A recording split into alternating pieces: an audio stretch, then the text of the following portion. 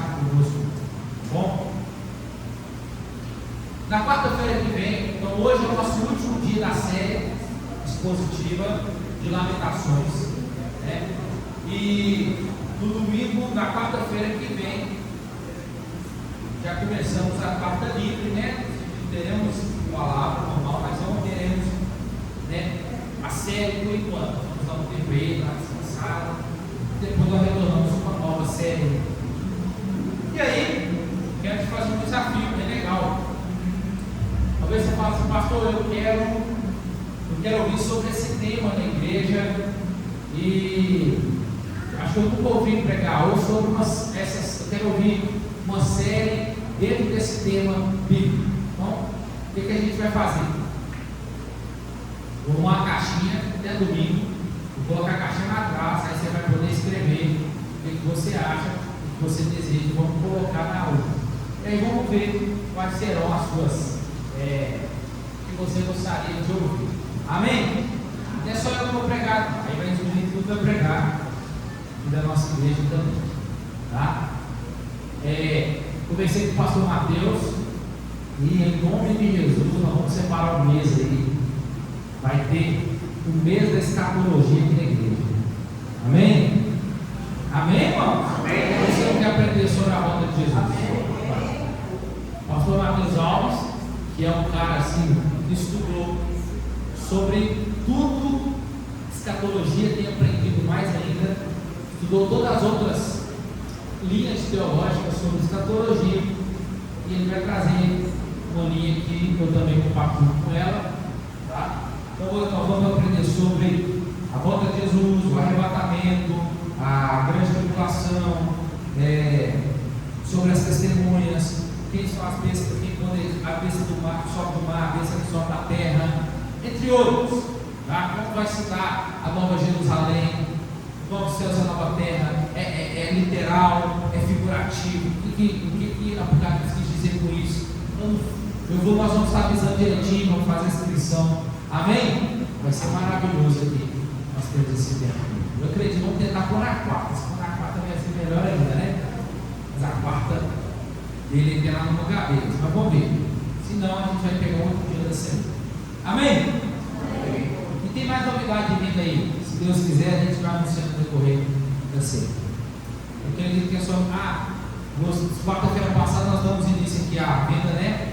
Da rifa, da lasanha, né? Com a coca aí. Já tem gente que já me entregou o bloquinho vendido, o valor. Você que não comprou e gostaria de comprar, lembrando que o valor será arrecadado para ajudar a igreja, mas também para ajudar nosso irmão Viral a pagar o boleto da prótese, tá? Você pode procurar o Valdir com um carnezinho, tem mais gente que tem um carnê aqui na igreja, R$5 você vai poder comprar aí, você pode concorrer uma lasanha, nós vamos sortear, não é aquela lasanha do supermercado não, uma lasanha top mesmo, feita bonitinha, viu?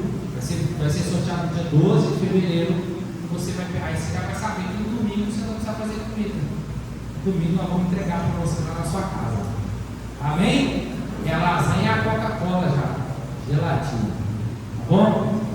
Então, se puder usar, ajude. Eu acredito que é somente isso, certo, irmãos? Irmãos, abra sua Bíblia comigo no capítulo 5 de Lamentações.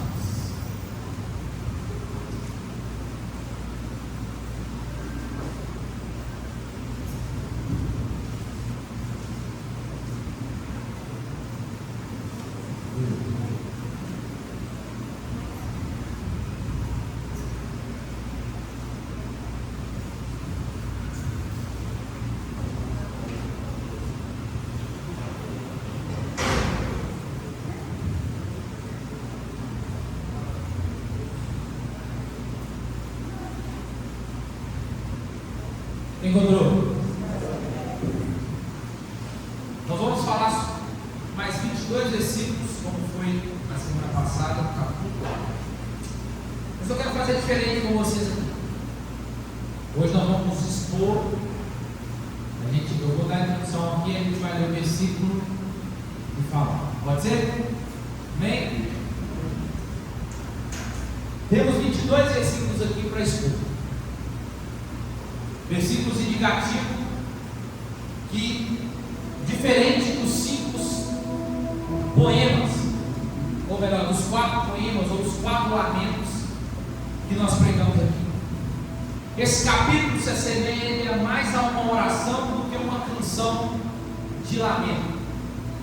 Embora grande parte do texto seja um recital das misérias que o povo tem passado, eles são enumerados para clamar pela compaixão de Deus, para receber a sua ajuda. Lembrando que Lamentações estavam para mostrar quem Deus é.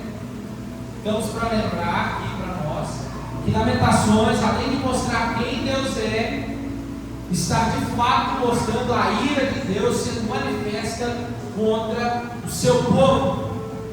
Deus de fato se colocou contra o seu povo por causa do pecado, dos seus pecados. E aí nós vamos ver essas misérias que o povo tem passado. Eles são enumerados para clamar pela compaixão de Deus e para receber a sua ajuda. Por quê? Porque Deus usou o Império Babilônico como chicote na sua mão para punir a nação de Israel.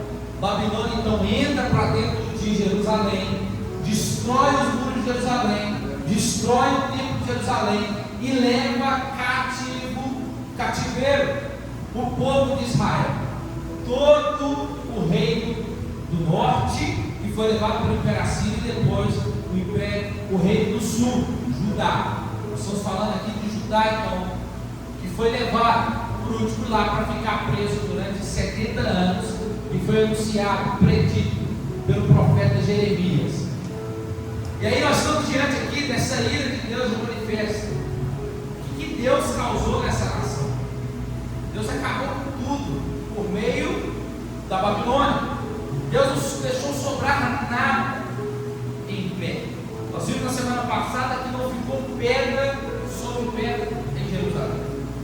E aí, esse capítulo 5 é usado como uma confissão para levar o povo a humilhar-se, confessar os seus pecados e lançar-se nos braços misericordiosos de Deus. O poeta clama ao Senhor para olhar com misericórdia para a condição miserável dele. E ele reconhece que suas aflições são resultado do pecado. E há muito pesar e tristeza por causa dessas coisas, pela condição desoladora de Jerusalém. E a única esperança aqui deles surge do fato de que, diferentemente dos tronos da terra, o trono de Deus é eterno e ele plenamente confiável na sua forma de agir com os homens. Amém? Amém. Mesmo que os tronos da terra estão totalmente acabados, a única esperança que surge é entender que o trono de Deus permanece intacto, pois ele é eterno e ele é plenamente confiável na sua forma de agir com os homens. Esse capítulo é, por assim dizer, é um epifonema. O que é isso? É uma conclusão, é uma retórica, diferente dos 4 anteriores. Está aqui para nós representando uma nação gemendo debaixo das suas calamidades e humildemente suplicando o favor de Deus. Lamentações encerra não como gostaríamos que encerrasse. Nossas mentes e corações estão acostumados com salmos de lamento. Quando a gente vai ler o livro dos salmos, a gente conta o salmo de lamento lá.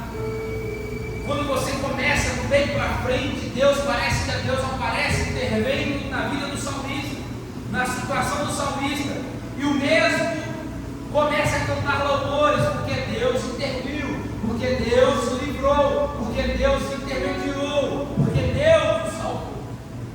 Só que aqui, diferentemente dos salmos, Lamentações não encerra assim, com Deus intervindo. Lamentações não encerra assim. É o grito desesperado do autor, vem até agora, sem sequer ter algo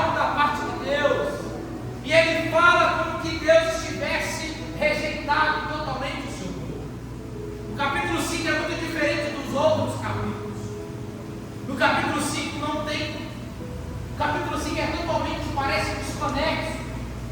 Parece que o autor já está falando sem pensar. Ele está totalmente... O que está acontecendo com a gente? Cadê Deus? Não tem ordem mais no sofrimento dele. Agora não tem mais uma lógica, porque parece que de fato eles foram abandonados por Deus.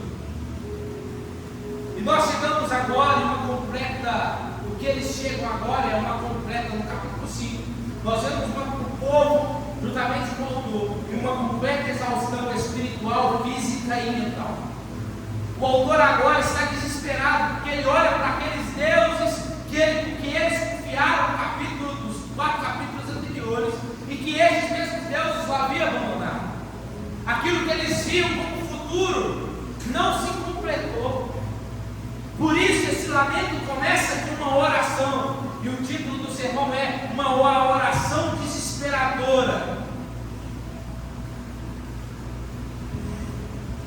acerca da aliança com Deus, porque o autor não aguenta mais isso. Eles não aguentam mais isso sofrer. E aí ele inicia o texto. Vamos no texto? Ele inicia o texto assim: lembra-te, ó Senhor, do que nos sucedeu. Considera e olha para o nosso opróbrio. Numa oração urgente ao Senhor, a comunidade reunida apresenta suas necessidades e pede que Deus haja com respeito às circunstâncias adversas em que eles se encontram. Lembra-te, ó Senhor. Pede mais do que lembrar-se dos fatos. Lembrar do quê? Dos fatos do passado. É um pedido por interesse ativo que leve isso para que Deus se lembre, para que essa lembrança faça Deus intervir na situação que eles estão. Uma intervenção efetiva. O pedido de lembra-te é o autor dizendo: olha, significa que o povo queria que o Senhor operasse em favor deles e que livrasse da sua situação dolorosa e humilhante que eles estão. O autor sabia sobre a Babilônia, que duraria 70 anos no cativeiro, mas ainda assim pediu o Senhor que tivesse misericórdia, mesmo que talvez estivesse no 60º ano ainda no cativeiro. Ele ainda, o autor, está clamando a Deus por misericórdia. Deus, eu sei que ainda falta um ano para a tua palavra cumprir, que são 70 anos, mas tem misericórdia de nós enquanto estamos aqui. Pedindo que Deus viesse ter misericórdia daqueles também que haviam sido deixados na terra, dos que haviam sido levados para o exílio. Os que estão orando, então, estão em dúvida, porque a oração deles é uma oração desesperada ou desesperadora. Lembra-te, Senhor, o Senhor está me ouvindo, porque o que parece é que o Senhor nos abandonou. E aí a oração deles é uma oração com dúvida sobre se o Senhor os abandonou, o seu compromisso com eles, e esse tom de incerteza na oração em relação ao seu relacionamento atual e futuro que permeia todo o texto que nós vamos falar. Irmãos, já quero aqui falar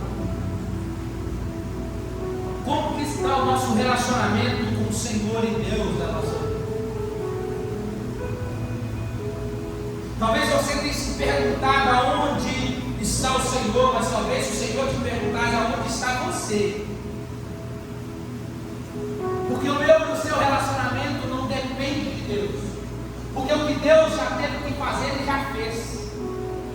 Ele já se incluiu na sua forma cognitiva, enviando da pessoa de Jesus, veio até nós para se relacionar entre nós. E ainda hoje o véu está rasgado e nós podemos nos relacionar com Ele. O véu do céu está aberto e nós estamos nos relacionando como? Deus está pronto a se relacionar, mas como está o nosso relacionamento com Ele? Talvez você se pergunte por que o Senhor me abandonou. Será que você tem tido incerteza acerca da sua vida com Deus? Se você está tendo essas incertezas, essas dúvidas, irmãos, não tem nada a ver com o Senhor, tem a ver com a sua vida com Deus, tem a ver com o meu e com o seu relacionamento com Ele, que na forma vertical está totalmente errado. Será que essa incerteza do nosso relacionamento pode prejudicar o futuro para com Ele? Nosso futuro. Pois entenda, o seu relacionamento não depende do Senhor, pois Ele já se revelou. Você já sabe quem Ele é. Mas e aí? O que Deus quer de você e de mim é relacionamento. Um Deus que quer ter relacionamento. Um Deus, quando você se relaciona, tem as pautas de uma aliança que Ele deixou para nós. E o que Deus quer nesse relacionamento é obediência. É que nós não infringimos, é que nós não passamos do limite, mas que venhamos cumprir os termos dessa aliança que Ele fez conosco. Isso faz parte de um relacionamento que passa ou que quer crescer com Ele. Agora, um relacionamento com incertezas, com dúvidas, com medo.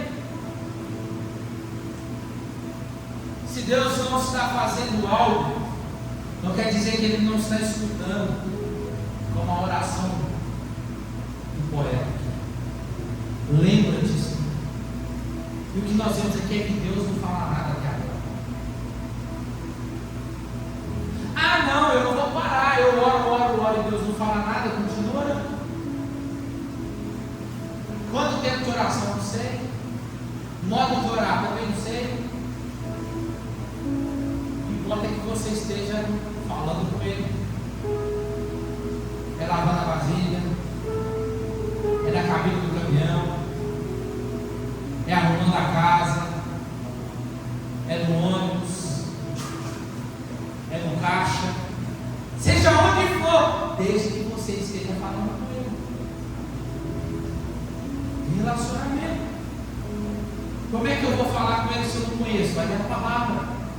Por meio da palavra, por meio das escrituras, nós vamos conhecendo quem é este Deus. E na medida que eu conheço, eu vou falando ainda mais com Ele. Irmãos, nosso relacionamento não pode ser baseado em certezas e dúvidas.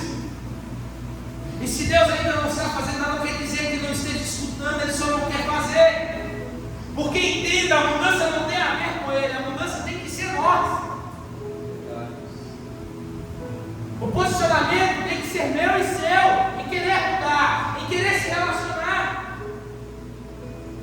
Chegarmos a Deus e Ele chegará a nós. É o meu posicionamento, é o seu posicionamento. Não pode haver dúvida. E em relação ao sofrimento que a cidade está tendo que suportar aqui, qual é a atitude do Senhor para com eles? Qual é a atitude do Senhor para conosco? Nós vamos para o versículo 2 até o 10. A nossa herança passou a estranhos e as nossas casas a estrangeiros. Órfãos somos sem pai, nossas mães são como viúvas. A nossa água por dinheiro a bebemos, por preço vem a nossa lenha. Os nossos perseguidores estão sobre os nossos pescoços, estamos cansados e não temos descanso. Submetemos-nos aos egípcios e à Síria para nos fartarem de pão. Nossos pais pecaram e já não existem, e nós levamos as suas maldades. Servos dominam sobre nós e ninguém há que nos arranque das suas mãos. Com o perigo de nossas vidas, obtemos o nosso pão por causa da espada do deserto. Nossa pele está abrasada como um forno por causa do amor da fome. A perda da nossa herança, no caso a herança de Israel. Quando fala a perda da herança, como ele diz, a nossa herança passou a estranhos. Isso refere à ocupação da terra que lhe havia dado pelo Senhor, Canaã, e que incluía cada bodado que acompanhava o território. Vai Deuteronômio 8:10, vai explicar. Incluindo casas, propriedades construídas sobre aquela terra. E a perda da terra fazia parte da maldição de Deuteronômio 28. Se me obedecerdes, serão abençoados, mas se desobedecerdes, serão amaldiçoados. Caso eles violassem a aliança, eles seriam amaldiçoados. Então a perda da herança é por causa da desobediência. Deus havia dado a cidade, o templo, a sua herança. Só que eles haviam desobedecido a lei, profanado a terra e a cidade e o templo que Deus deu por causa dos seus pecados. Assim eles perderam todas as coisas, exatamente o colo de Deus. E Deus havia advertido na sua aliança: se eles fizessem isso, Deus faria aquilo. Como nós dissemos na semana passada, eles não foram pegos de surpresa. Ó, que é isso, Deus? Por que o Senhor está fazendo isso? Não. Deus disse: se vocês cometerem isso, eu vou vir contra vocês. Pessoas foram mortas, famílias destruídas, a economia arruinada e a sua liberdade, a liberdade deles foram totalmente arruinadas. As advertências que Moisés havia feito nesse contexto nos primeiros dias do povo, era uma reiteração dos profetas. E agora todas essas palavras que os profetas anunciou, como Jeremias, como Abacuque, acerca do que Deus faria, foram cumpridas. Deus mostrando para nós, irmãos, que Ele fará de tudo para que a sua palavra venha a ser cumprida. Aleluia, Deus. Os órfãos sem pai, as viúvas, nossas mães são como viúvas.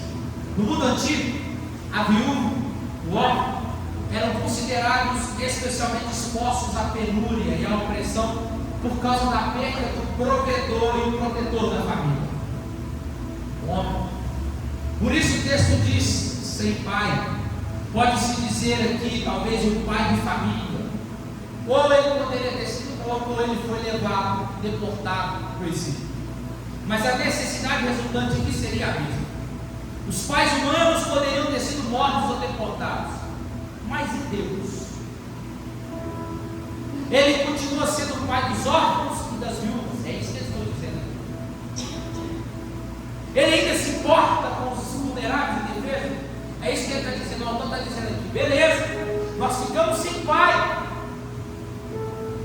As nossas mães são como viúvas. E a tua palavra diz que do órfão e da viúva o Senhor iria dar. Êxodo 22, 22. E ele está dizendo aqui: será o Senhor, Deus? Será que o Senhor não está vendo isso, essa vulnerabilidade, que nós somos indefesos? Cadê o Senhor? Lembra-te de nós. Aí o versículo 4 diz: a nossa água, além da nossa herança que está na mão dos estranhos, a nossa água temos que pagar agora para beber. A perda de controle sobre a sua herança significava que o povo estava privado do acesso. Eles estavam impedidos de chegar aos seus produtos. Nem mesmo a água que eles insistem em chamar de nossa própria pertence mais a eles, já que ela também foi apropriada pelas forças ocupantes. Apenas eles vão ter que pagar o preço para ter acesso a esta água. Tudo que Deus deu, agora eles vão ter que pagar. Até mesmo a madeira, se eles fossem construir uma casa, estava fora do controle deles. Isso demonstra como isso se tornou insuportavelmente dura para a comunidade que estava esfomeada e empobrecida. Por causa de quê? Por causa do pecado. Onde o pecado nos leva? O que o pecado é capaz de fazer nas nossas vidas? O pecado é como ele pode destruir tudo aquilo que Deus nos deu por herança na pessoa de Jesus. O pecado pode sim nos tirar tudo isso. A prática dele, se nós não viermos a arrependermos. Um povo que foi chamado no capítulo 4 de rico, um povo que tinha tudo, por causa do pecado, Deus está mostrando para eles: estou perdendo tudo.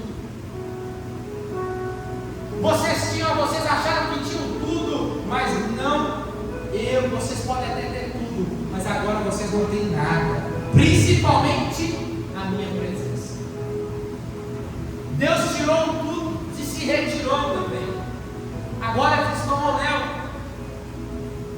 Cadê Deus? Os nossos perseguidores são sobre os nossos pescoços, estamos cansados. A descrição de opressão agora dos inimigos está um pouco obscura aqui sobre os nossos pescoços, quer dizer, sobre os nossos pescoços estão no controle total sobre nós. Que é isso? Nós não temos descanso, temos inimigos de todos os lados, eles nos têm privado das bênçãos pelas exigências intermináveis dos seus capatazes. Irmãos, sabe o que é isso aqui? Nas mãos de Deus. Estes são os instrumentos por meio dos quais Deus impõe o seu juízo ao povo desobediente. Calvino diz assim: que quando Deus quer julgar uma nação, Ele coloca um rei ou um governante ímpio.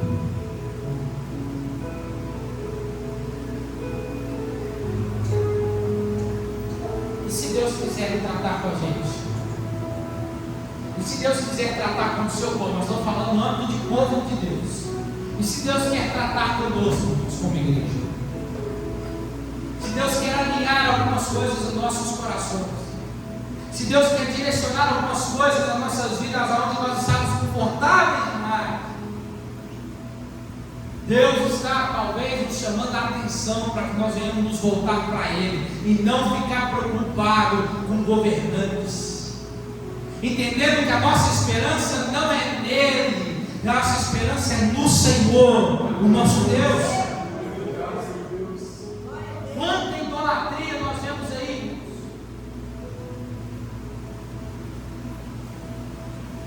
Quantas idolatrias do povo cristão, talvez para pouco momento, mas Deus está nos ensinando alguma coisa. Talvez é agora que você vai orar mais ainda para a sua nação. Está acontecendo aí, ó, já. Você vai fazer o quê?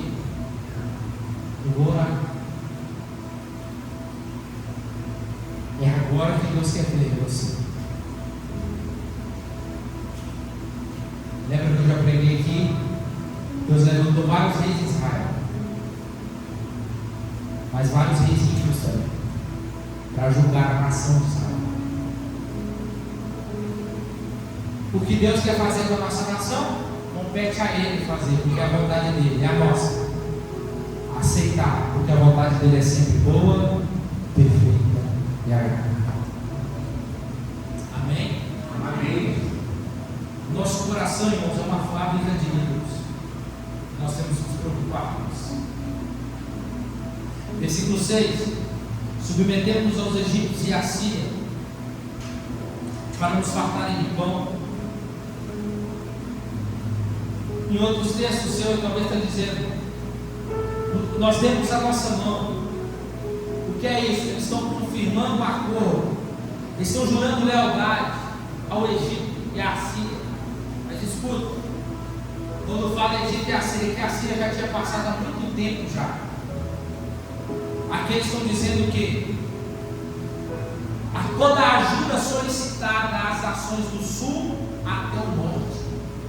Eles estão dizendo: nós vimos, nós temos lealdade, nós temos acordo assinado para conseguir pão, para receber um alívio da fome, durante e depois do seco. Mas escuta, sabe o que aconteceu? Eles acharam que iriam receber, eles acreditaram que receberiam mantimentos, mas na hora que eles mais precisavam, aqueles a quem eles fizeram acordo abandonaram eles. É Deus dizendo para eles: é a mim que vocês devem confiar, é a mim que vocês devem ter confiança. Vocês confiaram em homens, e esses homens frustraram vocês, e agora olha como vocês estão. É Deus dizendo: vocês dependeram de homens na hora das suas necessidades. necessidades, esqueceram que nas suas maiores necessidades era eu que estava com vocês. É Deus mostrando para eles: e agora? O que vai ser de vocês? Aí nós vemos, versículo 7. Eles estão externando o que eles estão passando. Nossos pais pecaram, já não existem, e nós estamos levando as suas maldades. O que é isso? As consequências do pecado continuam a ser sentidas. As gerações passadas morreram, mas a sua conduta errada gerou legado. Escuta, legado. Você só não deixa o legado bom, você também consegue deixar o legado ruim. E no caso aqui, os pais, as gerações que passaram, deixaram um legado ruim para a nação de Chile. Nós suportamos, eles estão dizendo, nós suportamos e continuamos a suportar o castigo pelos erros deles. Irmãos, não parece ser justo Deus castigar os filhos pelos pecados dos pais. E contudo, antes de terminar a oração daqui, lá no versículo 16, olha o que ele diz. Depois que ele retrata, ele diz: caiu a coroa da nossa cabeça. Ai de nós, eles estão confessando, nós pecamos, Deus.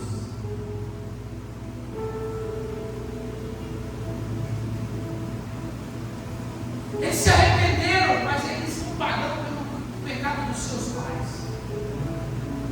Nos séculos antepassados daquela geração aflita, havia de fato pecado também contra o Senhor, mas as suas transgressões contribuíram para conduzir a geração seguinte ao pecado.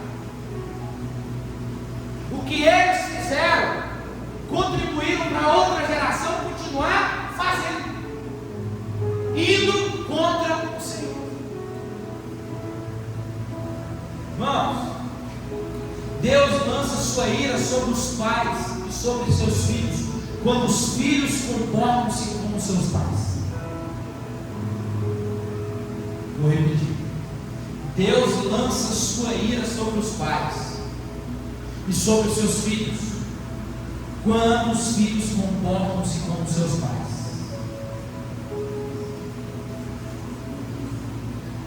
O pai paga, o filho paga também porque ele fez o outro. Que legado, de forma agora aqui física para os nossos dias. Como que legado temos deixado para os nossos filhos, para aqueles que estão ao redor de nós? Será que seus filhos têm se comportado com você, seja para o lado bom ou para o lado ruim?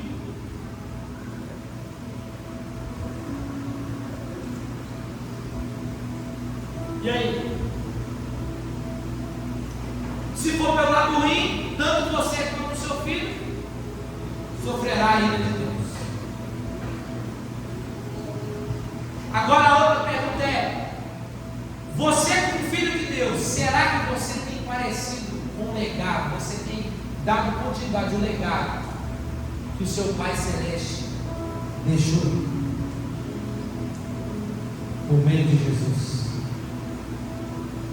Será que eu e você temos parecido? Será que nós temos o caráter do Pai em nós?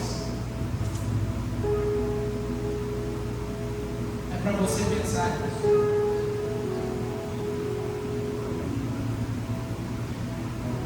Versículo 9 ao versículo 18.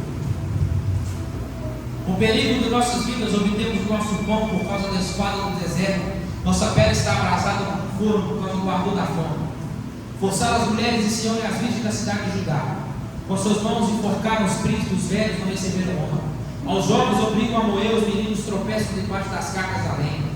Os velhos já não têm assento na porta, os jovens já não cantam. Cessou a alegria do nosso coração, converteu-se em lamentação, e a nossa dança caiu a coroa da nossa cabeça, ai de nós, pois pecamos.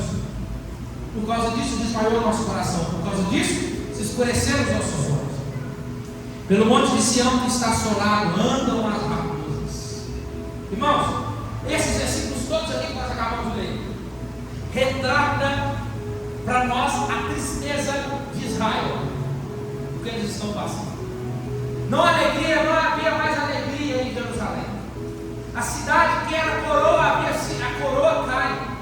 O rei que usava a coroa estava no Egito, ou melhor, estava no exílio.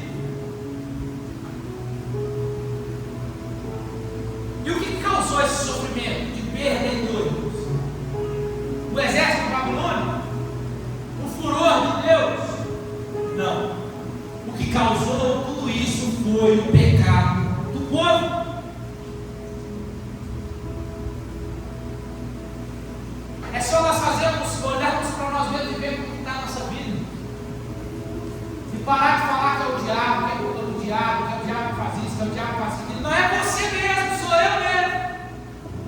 É eu e você que caçamos mesmo, querendo pecar. Vemos aqui os efeitos cegantes, escravizantes e extenuantes que o pecado faz com o povo. A cidade do grande rei de Jerusalém havia se transformado em lar de animais. Pelo monte de Sião que está ao seu lado, agora estão andando as raposas. Onde era o palco da glória de Deus, Jerusalém, chamada habitação da paz, onde Deus fez grandes coisas, agora estão sendo transformadas em lar de animais. Só que aí, olha o texto 19: Tu, ó Senhor, reinas eternamente, teu trono subsiste de geração em geração. Ainda que o trono de Judá tivesse sido totalmente destruído, pela fé, o autor aqui viu Deus, um Deus vivo e imutável em seu trono nos céus, e isso encheu ele de coragem. Aleluia, irmãos. Mesmo que os tronos da terra não estão do jeito que a gente quer, mesmo que os governantes da terra não estão talvez do jeito que a gente pensa que está, é nós olharmos para o céu e ver que tem alguém que reina eternamente. Isso nos deve dar coragem e confiança para falar com Ele, porque sempre esquece de nós. Olha só, olha o autor, versículo 20. Por que o Senhor sempre esquece de nós? Por que nos desamparas por tanto tempo? Cadê o Senhor? Sem dúvida, eles já estão se sentindo abandonados, esquecidos. Mas lá dentro eles sabiam que Deus voltaria para eles com uma condição: se eles se voltassem para Deus em arrependimento. E ele diz no versículo 21: Restaura-nos, ó Senhor, a Ti, para que retornemos, renova os nossos dias como antes. Que é isso? O Senhor nos leve de volta para a nossa casa. Somente Deus pode restaurar isso, mas por meio do arrependimento do povo, com um retorno espiritual para Deus.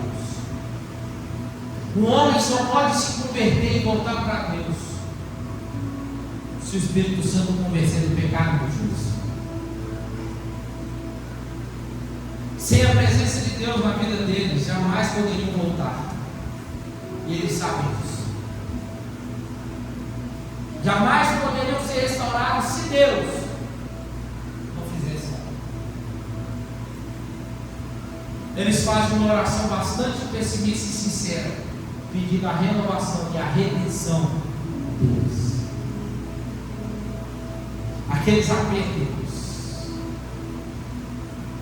esses tempos e dias tenebrosos que eles viveram aqui, debaixo da ira de Deus, fez eles se voltar para Deus. Não queira ver nós experimentar um aperto que Deus pode nos dar. Escuta, Deus sabe como nos fazer voltar para Ele. Deus sabe como nos fazer a se chegar a Ele. Deus sabe como nos fazer a voltar a orar, a ter relacionamento. Ele só manda uma tempestade, uma tribulação na sua vida, para que você se volte para Ele. Você já se perguntou talvez por que tanta luta? Por que tanta tribulação? Por que tanta angústia? É Deus dizendo: se volte para mim. Você está olhando demais para as coisas que estão ao seu redor. Você está se preocupando demais com aquelas pessoas que podem, que você vê e almeja deles algo, que eles podem talvez te dar uma resposta. Mas Deus está dizendo para mim e para você nessa noite: olha para mim, se volte para mim.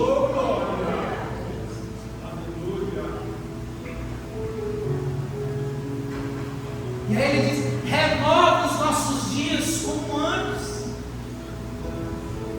Que antes? Tudo isso, irmãos, eles vai remeter lá atrás o que Deus fez. O Deus que tirou eles da terra do Egito. O Deus que abriu o mar vermelho. O Deus que fez chover codornizes, pão, que fez água da rocha brotar, que colocou uma nuvem de dia, uma coluna de fogo à noite para aquecê-los. O Deus que cuidou deles em todo o tempo, que deu uma terra maravilhosa, que mandava leite e mel para eles. O Deus que entregou Jericó na mão deles. Eles precisaram só dar as voltinhas lá e Deus entregou eles. E Senhor, renova os nossos dias como antes. Irmãos, a nossa oração daqui em diante tem que ser: Senhor, renova os nossos dias como antes. Renova a alegria da minha salvação. Renova a alegria da nossa salvação. Eu quero me alegrar novamente, não por aquilo que eu possa receber do Senhor, mas eu quero me alegrar novamente em quem o Senhor é, porque o Senhor é, e o Senhor é Salvador e Senhor da minha vida. É nisso, irmãos, que temos que nos alegrar. Renova os nossos dias como antes. Aquele dia que você teve tanta alegria de ir para a casa do Senhor, aquela alegria que você não via a hora de chegar em casa para poder talvez você fazer seu tempo de oração, de ler a palavra dele, aquele tempo que você tinha vontade de ir para a casa do Senhor, de poder cultuar. Essa alegria renova. Os judeus, irmãos, quando liam o livro de Lamentações publicamente, talvez até hoje, nas sinagogas, eles leem para lembrar da queda de Jerusalém, o que resultou na queda. E eles repetem esse versículo 21 aqui. Somente até aqui, eles param por aqui, sabe por quê? Para que a leitura não termine em tom negativo. Porque é isso que eles querem. Só que no versículo 22, a menos que nos tenhas rejeitado. Senhor, eu sei que o Senhor pode restaurar, mas eu tenho a preocupação aqui que talvez o Senhor não restaure, porque o Senhor pode nos ter rejeitado totalmente, está sobremaneira irado contra nós. O versículo então continua, nos lembra o preço do pecado, versículo 22. Deus se agrada do seu povo e deseja abençoá-lo, porém, se pecarmos, Ele disciplinará e nos dará depois um recomeço. Porque o rei da coisa é cair na mão de Deus. Irmãos, o versículo 22, o que está em jogo aqui, não é se o Senhor os abandonou, mas é se o Senhor os abandonou totalmente. E o que vemos no final do texto, irmãos, isso que dói o nosso coração, é que não sabemos se o Senhor ouviu suas orações, o seu clamor. Porque não tem um traço aqui, olha como termina Lamentações. Poderia começar assim, o capítulo 6, começando assim: e Deus então responde. Como os questionamentos de Jó. Depois que Jó fez tanto questionamento, Deus então vem e responde. Mas estamos diante aqui de orações retóricas. Não temos resposta de outra parte. Não há evidência que o Senhor aceitou. Será que o relacionamento com Ele ainda existe? Porque o povo reconhece que errou, que merece o juízo de Deus, e estão implorando a restauração. O que eles estão tendo aqui nessa oração é um otimismo cauteloso, um alívio aparente, mas Deus está em silêncio. Irmãos, a história de Israel subsequente, nós vamos lembrar que depois dos 70 anos, Deus envia, aparece uma carta Deixa eu lembrar o nome dele aqui, Ciro, lá em Isaías. Ele vai ler o capítulo de Isaías que fala dele. Olha, irmãos, isso é lindo. Ciro vai ver, anos e anos depois, uma escritura falando dele. E ele vai ler, e Deus dizendo para Isaías, dizendo: o que digo de Ciro, meu servo? Ciro era no meio. O que digo de Ciro, meu servo?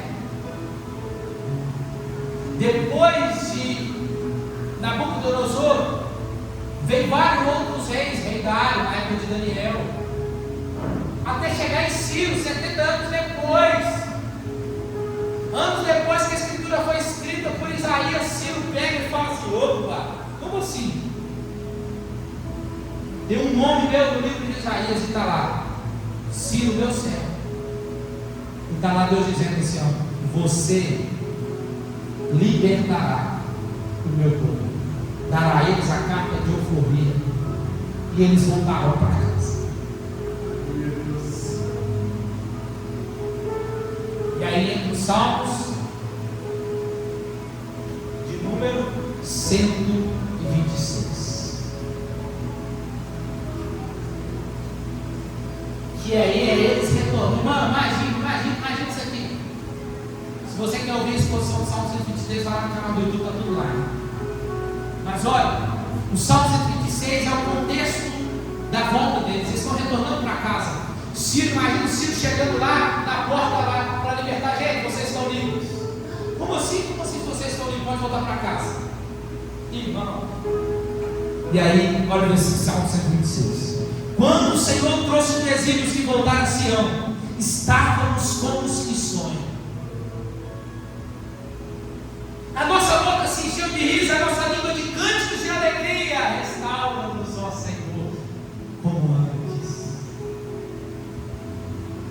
Então te dizia entre as nações: grandes coisas fez o Senhor a eles, grandes coisas o Senhor fez por nós, e por isso estamos cheios de alegria.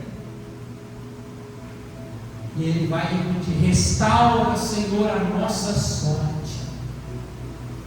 E aqueles que semearam com lágrimas, chorando nas orações e lamentações, agora voltarão colhendo com alegria. Porque aquele que levou a preciosa semente andando e chorando, agora estão voltando com um cântico de alegria, trazendo consigo todos os seus bens.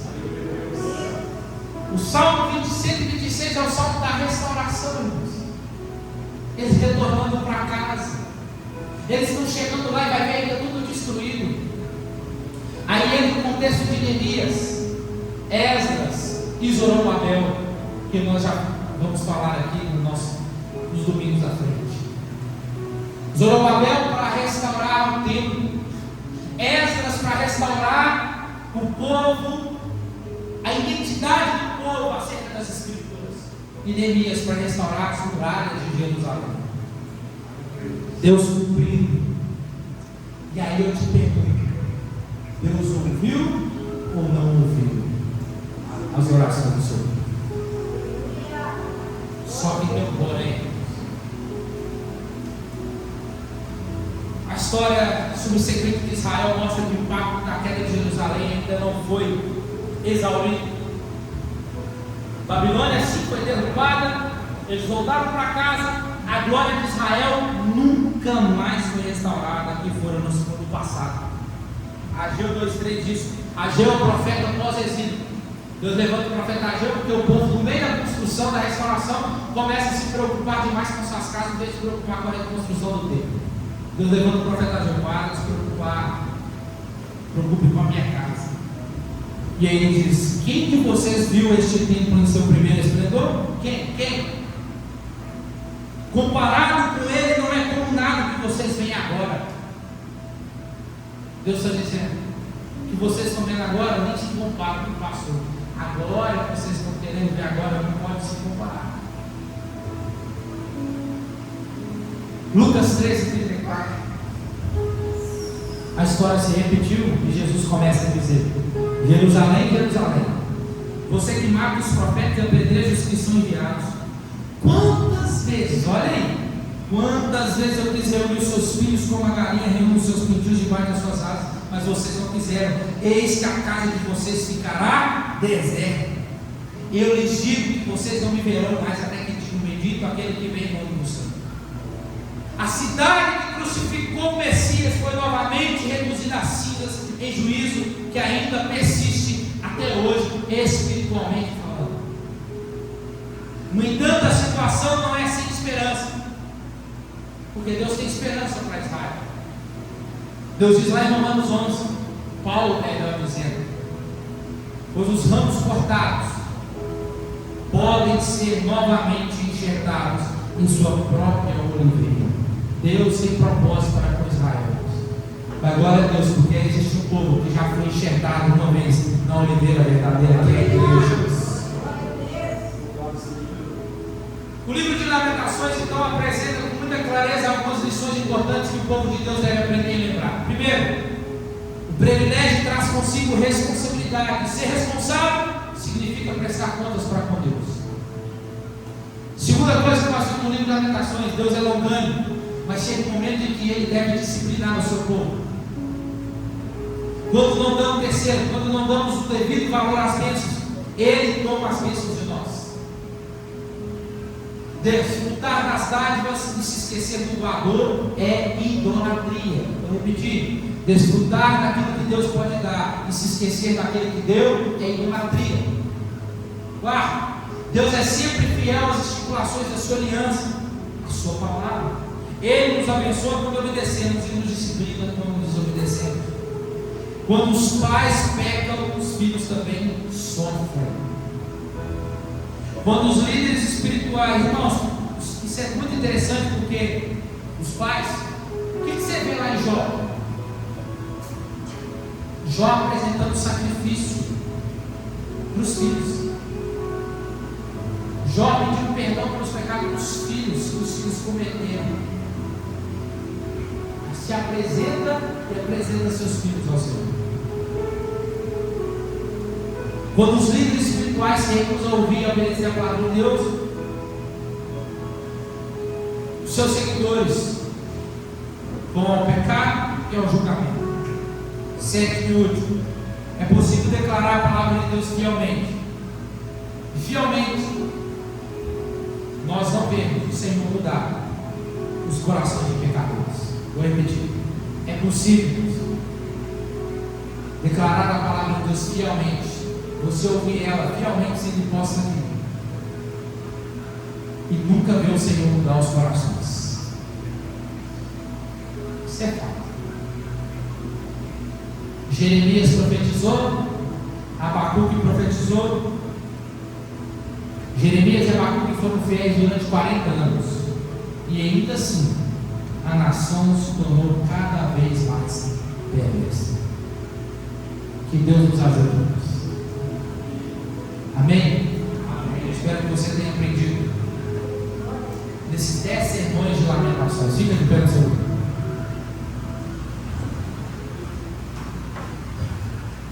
Que com Deus não se brinca. Coloca a mão no seu coração.